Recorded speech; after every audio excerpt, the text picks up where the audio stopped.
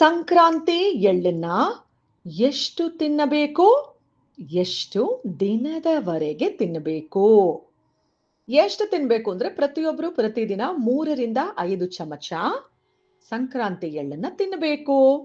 ಎಷ್ಟು ದಿನದವರೆಗೆ ಅಂದ್ರೆ ರಥಸಪ್ತಮಿಯವರೆಗೆ ಎಳ್ಳನ್ನ ಬೀರಬೇಕು. ಶಿವರಾತ್ರಿವರೆಗೆ ಎಳ್ಳನ್ನ ತಿನ್ನಬೇಕು. ಯಾಕಂದ್ರೆ ಶಿವರಾತ್ರಿ ಆದ್ಮೇಲಿಂದ ಚಳಿ ಶಿವ ಶಿವ ಅಂತ ಹೊರಟೋಗತ್ತಂತೆ. ಸಂಕ್ರಾಂತಿ ಆದ್ಮೇಲೇನೆ ಬೇಸಿಗೆ ಶುರು ಆಗೋಯ್ತು ಅಂತ ಲೆಕ್ಕ. ಬಟ್ ಶಿವರಾತ್ರಿ ಆದ್ಮೇಲಿಂದಂತೂ ಸಿಕ್ಕಾಪಟ್ಟೆ ಶೆಕೆ ಶುರು ಆಗತ್ತೆ. ಅಲ್ಲಿವರೆಗೆ ನಮ್ಮ ದೇಹದ ಆರೋಗ್ಯನ ಕಾಪಾಡಿಕೊಳ್ಳೋದಿಕ್ಕೋಸ್ಕರ ಸಂಕ್ರಾಂತಿ ಎಳ್ಳನ್ನ ತಿನ್ನುವ ಆಚರಣೆನ ನಮ್ಮ ಹಿರಿಯರು ತಂದರು. ಮತ್ತೆ ಇನ್ನೊಂದೇನ್ ವಿಚಾರ ಅಂದ್ರೆ, ಎಳ್ಳು ತಿನ್ಬೇಕಾದ್ರೆ ನಮ್ಮ ಕಡೆ ನಮ್ಮಲ್ಲಿ ಕೆಲವರು ಎಷ್ಟು ಕೆಟ್ಟ ಅಭ್ಯಾಸನ ಫಾಲೋ ಮಾಡ್ತಾರೆ ಅಂದ್ರೆ, ಆ ಎಳ್ಳಿನ ಮೇಲೆ ಇರೋವಂಥದ್ದು ಅಂದ್ರೆ ಕಡಲೆಕಾಯಿ ಬೀಜ, ಕಡಲೆ, ಕೊಬ್ಬರಿ, ಆಮೇಲೆ ಬೆಲ್ಲ, ಇದನ್ನ ಆರಾಮಾಗಿ ತಿಂತಾರೆ. ಈ ಪ್ಯಾಕೆಟ್ ತಳದಲ್ಲಿ ಉಳ್ಕೊಂಡಿರುತ್ತಲ್ಲ ಎಳ್ಳು, ಮುಲಾಜಿಲ್ದೆ ಬಿಸಾಕ್ತಾರೆ. ಯಾಕೆ? ಅಯ್ಯೋ, ಸಣ್ಣ ಮಕ್ಕಳು ತಿನ್ಬಾರ್ದಪ್ಪ, ಬೇಗ ಕೂತು ಬಿಡ್ತಾರೆ. ಆಮೇಲೆ ಹೆಣ್ಮಕ್ಳು ತಿಂದ್ರೆ ಪೀರಿಯಡ್ಸ್ ಡೇಟ್ ಎಲ್ಲ ತುಂಬಾ ಹೆಚ್ಚು ಕಮ್ಮಿ ಆಗತ್ತೆ. ಅಯ್ಯೋ, ಹೊಟ್ಟೆ ನೋವುತ್ತೆ, ಅರಗಲ್ಲ. ಅಯ್ಯೋ, ಎಳ್ಳು ಯಾರು ತಿಂತಾರೆ, ತುಂಬಾ ಹೀಟು, ಏನ್ ಅಷ್ಟಿಷ್ಟೆಲ್ಲ ಕೋಪ ಬರೋದು. ಬಸ್ರೀರು ಬಾಣಂತೀರು ಅವರ ಆರೋಗ್ಯನ ಅವರು ಒಂಚೂರು ಚೆನ್ನಾಗಿ ಸೂಕ್ಷ್ಮವಾಗಿ ನೋಡ್ಕೋಬೇಕು. ಅದು ಬಿಟ್ಟು ನಾವು ತಿನ್ನದೇ ಇಷ್ಟಂತೆ 3ರಿಂದ 5 ಸ್ಪೂನು, ಅದರಲ್ಲೂ ಎಳ್ಳನ್ನು ಬಿಟ್ಬಿಡೋದು. ಮತ್ತೆ ಕ್ಯಾಲ್ಸಿಯಂ ಎಲ್ಲಿಂದ ಸಿಗ್ಬೇಕು? ಹಾಗೊಂದು ವೇಳೆ ಎಳ್ಳನ್ನು ಬಿಡ್ಲೇಬೇಕು ಅಂತಿದ್ರೆ ನಮ್ಮ ಹಿರಿಯರು ಎಳ್ಳನ್ನು ಯಾಕೆ ಸೇರಿಸು ಅಂತ ಹೇಳ್ತಾ ಇದ್ರು ಅಲ್ವಾ? ಯೋಚನೆ ಮಾಡ್ಬೇಕಲ್ವಾ? ಸರಿ, ನಿಮ್ಗೆ ಅರ್ಥ ಆಗಿದೆ ಅನ್ಕೊಳ್ತೀನಿ. ಎಳ್ಳನ್ನ ದಯವಿಟ್ಟು ಚೆಲ್ಲಬೇಡಿ, ಕೈ ಕೊಡುಕೋಬೇಡಿ, ಎಳ್ಳನ್ನ ತಿನ್ನಿ. ಸಂಕ್ರಾಂತಿ ಎಳ್ಳಿನ ಮಿಕ್ಸ್ಚರ್ ಅಲ್ಲಿ ಎಳ್ಳನ್ನು ಸಹ ತಿನ್ನಿ. ಇನ್ನು ಫೈನಲ್ ವಿಚಾರ ಏನು ಅಂದ್ರೆ, ಹೊರಗಡೆ ಕೊಂಡ್ಕೊಂಡು ಬಂದಿರುವಂತಹ ಎಳ್ಳು ಇವಾಗ ನೋಡ್ತಾ ಇದ್ದೀರಲ್ಲ, ಇದು ಒಂದು ರಾಶಿ ಸಕ್ಕರೆ, ಕಾಳು, ಜೀರಿಗೆ, ಪೆಪರ್ಮೆಂಟ್ ಎಲ್ಲ ಹಾಕಿ ತೂಕ ಜಾಸ್ತಿ ಮಾಡಿ ಕಮ್ಮಿ ಬೆಲೆಗೆ ಮಾರಿರ್ತಾರೆ.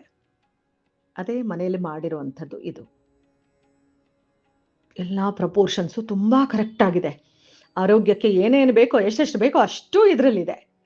ಸೊ ಏನು ಮಾಡೋಕ್ಕಾಗಲ್ಲ. ಅವರು ಯಾರೋ ಕಮ್ಮಿ ಬೆಲೆಗೆ ಮಾರ್ಬಿಟ್ರು ಅಂತ ಬೈಯೋದಲ್ಲ. ಜಾಸ್ತಿ ಬೆಲೆ ಇಟ್ಟರೆ ನಾವು ಕೊಂಡ್ಕೊಳ್ಳೋದು ಅಷ್ಟರಲ್ಲೇ ಇರುತ್ತೆ. ಹಾಗಾಗಿ ಅವರು ಕಮ್ಮಿ ಬೆಲೆಗೆ ಮಾರಿರ್ತಾರೆ. ಇರಲಿ, ಸಂಕ್ರಾಂತಿ ಎಲ್ಲ ಆದ್ಮೇಲೆ, ರಥಸಪ್ತಮಿ ಎಲ್ಲ ಆದ್ಮೇಲೆ ಉಳಿದಿರುತ್ತಲ್ಲ ಎಳ್ಳು, ಇದನ್ನು ತಿನ್ಬೇಕಾದ್ರೆ ಒಂದು ವಿಚಾರನ ಫಾಲೋ ಮಾಡಿ.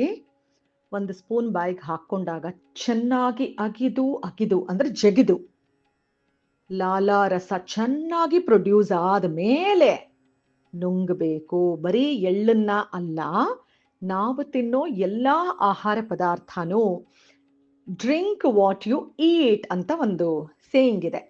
ನೀವ್ ಏನ್ ತಿಂತೀರೋ ಅದನ್ನ ಕುಡೀರಿ ಅಂತ. ಅರೆ ಏನು, ಏನಾದ್ರೂ ತಿಂತೀವಿ ಅಂದ್ರೆ ಬಾಯಿಗೆ ಹಾಕೊಂಡ್ಬಿಟ್ಟು ನೀರ್ ಕುಡಿದ್ ಬಿಡೋದ ಅಲ್ಲ. ನಾಲಿಗೆನಲ್ಲಿ ಫಸ್ಟ್ ಗ್ರೈಂಡರ್, ಫಸ್ಟ್ ನಾವು ತಿನ್ನೋ ಆಹಾರ ಅರಗೋ ಕ್ರಿಯೆ, ಜೀರ್ಣಕ್ರಿಯೆ ಶುರು ಆಗೋದು ಬಾಯಿಯಲ್ಲಿ. ಹಲ್ಲುಗಳು ಚೆನ್ನಾಗಿ ಆಹಾರನ ಸಣ್ಣ ಸಣ್ಣ ಪೀಸ್ ಮಾಡ್ತಿದ್ದಾಗ ಲಾಲಾರಸ ಉತ್ಪತ್ತಿ ಆಗತ್ತೆ. ಆ ರೀತಿ ಉತ್ಪತ್ತಿ ಆದ ಲಾಲಾರಸದ ಜೊತೆ ಹೊಟ್ಟೆಗೆ ಹೋದಾಗ ಎಳ್ಳು ತುಂಬಾ ಚೆನ್ನಾಗಿ ಅರಗತ್ತೆ. ಸೊ ಹಂಗಾಗಿ ನೀವು ತಿನ್ನಬೇಕಾದ್ರೆ ನಿಧಾನಕ್ಕೆ ಸಮಯ ಕೊಟ್ಟು, ಸಮಯ ತಗೊಂಡು ತಿನ್ನಿ. ಒಂದು ವೇಳೆ ವಯಸ್ಸಾಗ್ತಿದ್ದ ಹಾಗೆ ನಮ್ಮ ಹಲ್ಲುಗಳೆಲ್ಲ ದೇವರಿಗೆ ಪ್ರೀತಿ, ಕಷ್ಟ ಆಗತ್ತಲ್ವಾ? ಕೊಬ್ಬರಿ ಫಸ್ಟ್ ಅಂಟ್ಕೊಳತ್ತೆ. ಎಲ್ಲಾ ಖಾಲಿ, ಎಲ್ಲಾ ಹೊಟ್ಟೆಗೆ ಹೋದ್ಮೇಲೂ ಕೊಬ್ಬರಿ ನಾಲ್ಗೆ ಮೇಲೆ ಇರುತ್ತೆ. ಮತ್ತೆ ಹಲ್ಲಿಗೆಲ್ಲ ಚುಚ್ಕೊಳುತ್ತೆ, ವಸಡು ನೋವತ್ತೆ. ಇಂಥ ಟೈಮಲ್ಲಿ ಎಳ್ಳನ್ನ ಮಿಕ್ಸಿಗೆ ಹಾಕಿ ನುಣ್ಣಗೆ ಪುಡಿ ಮಾಡಿ ಆ ಪುಡಿನ 3ರಿಂದ 5 ಚಮಚ ತಿಂದ್ರೆ ಮುಗೀತು. ಅರ್ಥ ಆಯ್ತಲ್ಲ? ಮತ್ತೆ ಅದನ್ನು ಆರಾಮಾಗಿ ತಿನ್ಬಿಡೋದಲ್ಲ. 1 ಸೆಕೆಂಡ್ಗೆ ಹೆಂಗ್ ತಿಂದ್ವಿ, 1 ಸ್ಪೂನ್ ತಗೊಂಡ್ವಿ ತಿಂದ್ವಿ ಅಲ್ಲ.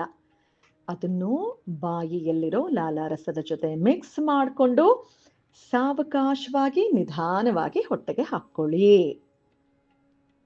ಆರೋಗ್ಯ ತುಂಬಾ ಮುಖ್ಯ, ಹಾಗೆ ನಮ್ಮ ಆಚರಣೆಗಳು ಕೂಡ ತುಂಬಾ ಮುಖ್ಯ.